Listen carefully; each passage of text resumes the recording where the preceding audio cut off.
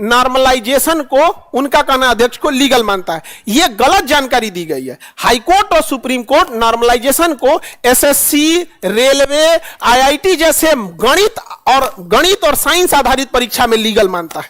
उनको गलत जानकारी है, यह गलत जानकारी दिया गया। वो इस बात पे कह रहे हैं कि high court supreme court legal मानता है, यह गलत जानकारी है। High court supreme court legal मानता है उसे गणित और साइंस जैसे परीक्षाओं में।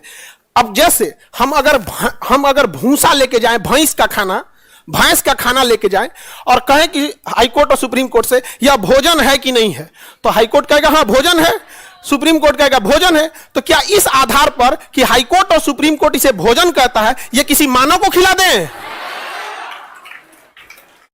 यही हम समझा रहे थे कि सर जो आप बात बोल रहे हैं वो आधा सच है। यह नियम हाई कोर्ट और सुप्रीम कोर्ट एसएससी, रेलवे और आईआईटी जैसे चीजों में मानता है, आप में नहीं मानता है। और हम गारंटी बोलते हैं पूरे यूपीएससी को और बीपीएससी और जितने झारखंड पीसीएस हैं, चाहे राजस्थान पीसीएस है, एमपी पीसीएस है, आपको हम बताते हैं कि सबसे खतरनाक नॉर्मलाइजेशन का जो दुष्प्रभाव पड़ता है। देखिए ध्यान से सुनो कैसे होता है, यहां समझो। ये हम समझा रहे थे, हमको क्या बोल रहा है सुनो ध्यान से। हम कह रहे थे कि ये चीज जो हाई कोर्ट सुप्रीम कोर्ट मानता है वो अपनी जगह सही है, लेकिन ये जीएस में नहीं लागू होता है। देखिएगा आपके सामने, लेकिन ये आयोग को नहीं बुझा रहा है, आपके सामने दिखाते हैं, अब देखते चलिएगा। 2 + 2 = 4 होता है कि एक बच्चा को दिया गया, किसी परीक्षा में आया 2 + 2 4, और 5 + 5 = 10 होता है। तो अगर नॉर्मलाइजेशन का फॉर्मूला इस पे लगाएंगे ना, तो कंप्यूटर कहेगा कि दोनों ही प्रश्न समान लेवल के हैं क्योंकि दोनों में जोड़ है, लेकिन ये जीएस में फ्लॉप हो जाएगा। देखो कैसे। अगर हम कह दें कि गंगा नदी की लंबाई कितनी है, हर बच्चा होगा 2525, हर बच्चा बोलेगा।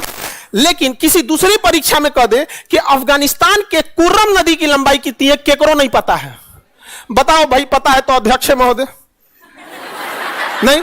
लेकिन खतरनाक सच समझो, खतरनाक सच यह है कि कंप्यूटर कहेगा कि दोनों सेम है क्योंकि दोनों में नदी की लंबाई पूछा है। यह सबसे खतरनाक है।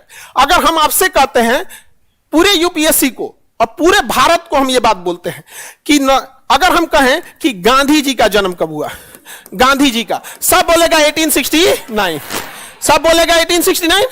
और हम कह दे कि किसी के परीक्षा में पूछ दे कि ट्रंप का जन्म तिथि कब है, बताओ कौन बता सकता है? नहीं। लेकिन कंप्यूटर बोलेगा कि दोनों का लेवल सेम है क्योंकि दोनों में जन्म तिथि पूछा है।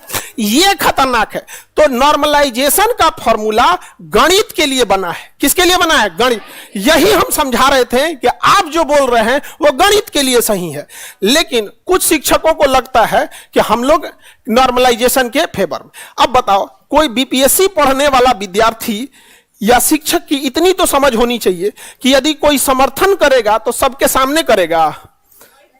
रे भगवान, आप खुद से सोच के देखो यहां पर। तो बात यह है कि नॉर्मलाइजेशन को जो सुप्रीम कोर्ट और हाई कोर्ट लीगल मानता है वह अपने जगह गणित में मानता है, लेकिन यह जीएस में सही नहीं होता।